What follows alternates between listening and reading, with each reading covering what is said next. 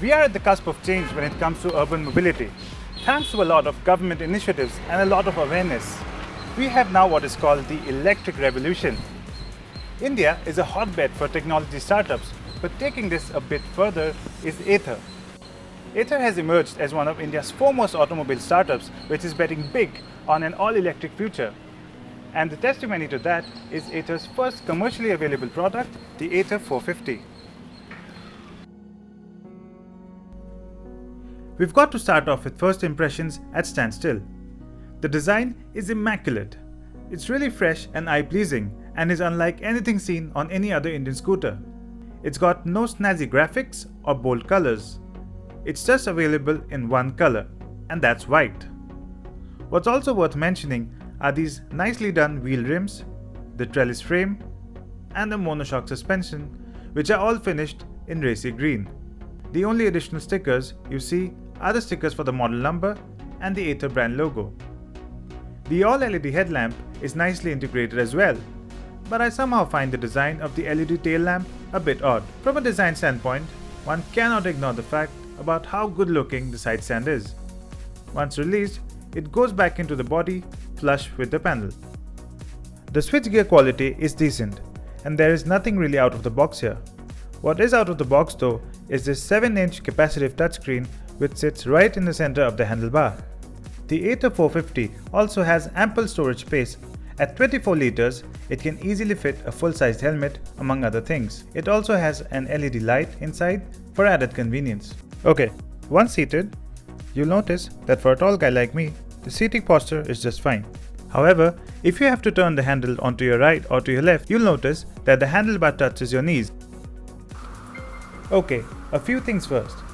This is an electric scooter, and just so we are all on the same page, this scooter has no need for an ignition. However, there is a button to just activate the motor. Also, electric motors have no gearing.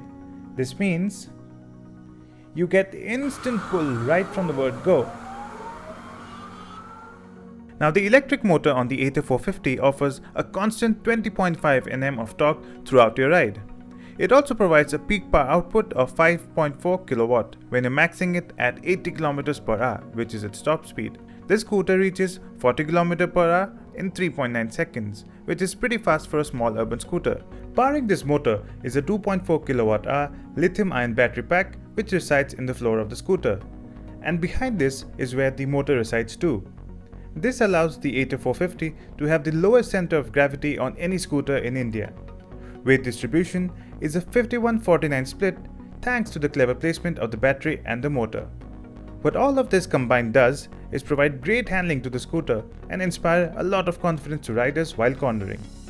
Suspension duties are taken care of by a monoshock suspension at the rear and telescopic forks at the front. The ride quality as a result is pretty good. However, in our test conditions, we felt that the ride was slightly stiffer than most other scooters. What's also great is the inclusion of disc brakes up front and at the back with CBS or combined braking system. In our test, the brakes worked quite well and have decent stopping power for a lightweighted scooter of this kind. The wheels here use 12-inch 90/90 tubeless tires. Now let's talk about all the things that make the Ather 450 so interesting. First up, it's got a reverse mode on this. Can you believe it? A reverse mode on a scooter. All you need to do here is switch on the motor using the brake and the starter button. Click on Park Assist and swipe right. It automatically defaults to reverse mode, and now all you need to do is twist the throttle and it starts going back. If you also want to move the scooter a bit forward, all you need to do is press the starter button again and it switches to the forward direction, and now you again need to twist the throttle to move it forward. Next up is the feature-loaded 7-inch touchscreen that we were talking about earlier. Now this touchscreen is IP65 rated, which means it'll give you decent rain protection. Not just that, it also has auto brightness control and the max brightness of 18 nits, which allows it to be visible under direct sunlight. In our test, we found the screen to be sufficiently bright under daylight, and it works just as well at night too. You can also access the errors section to see if there are any reports by the scooter's sensors. There's a document section where you can upload your vehicle's documents. You can then see that the motor status is shown here. You have the odometer, a trip meter, and average speed indicator. You can then see the ride mode, which is currently in ride, and if you switch it using the lever, it can move to sport mode. What's more, the Ather 450 is a connected scooter, meaning you will have access to features like navigation, nearby charging point locations, favorite locations, and lots more, all using the onboard SIM card connection. You then get access to an Ather app on smartphones, which allows you to basically access all kinds of information about your Ather 450.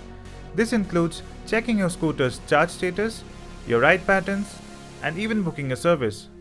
What's more, you can even send a location to the scooter for you to then access directions to on the touchscreen. Now we are here talking about an electric scooter. Of course, you don't need to worry about petrol anymore, but there is one thing that you need to be worried about, and that is charging the battery. Ather promises a range of 55 to 65 kilometers depending on whether you use it in sport or ride mode.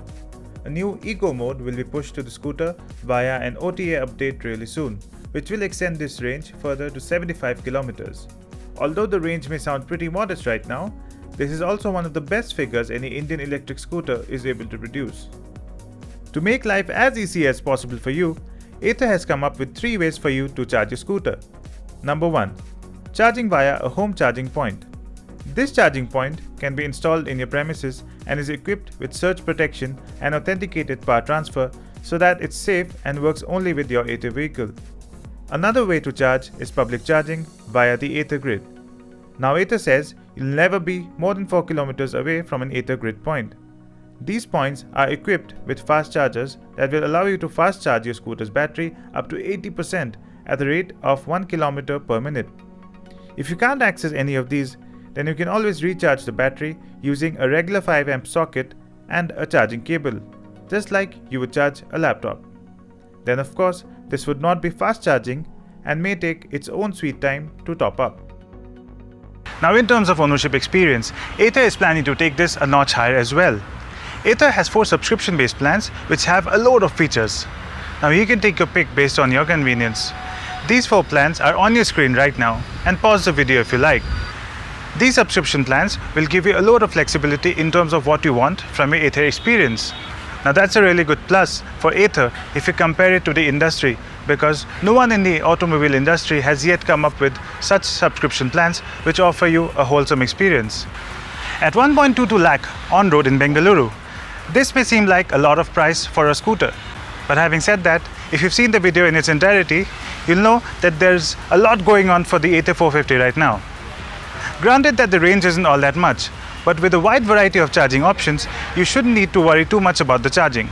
So should you be getting one? Well, if you're in the market for a well-featured and really well-finished electric scooter, then the Ather 450 is for you. The pricing could be a barrier for the common man and woman in India. However, if you let go of that, this still makes for a really compelling buy.